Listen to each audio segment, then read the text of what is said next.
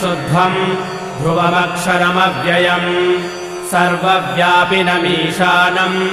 रुद्रम् वै विश्वरूपिणम् एवम् ध्यात्वा द्विजः सम्यक्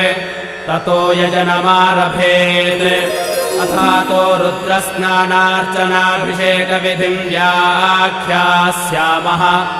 आदित एव तीर्थे स्नात्वा उदेत्य शुचिः प्रयतो ब्रह्मचारी शुक्लवासा देवाभिमुखस्थित्वा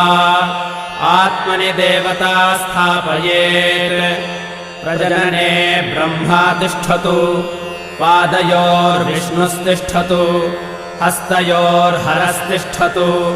बाह्वोरिन्द्रस्तिष्ठतु जठरे अग्निस्तिष्ठतु हृदये शिवस्तिष्ठतु कण्ठे वसवस्तिष्ठन्तु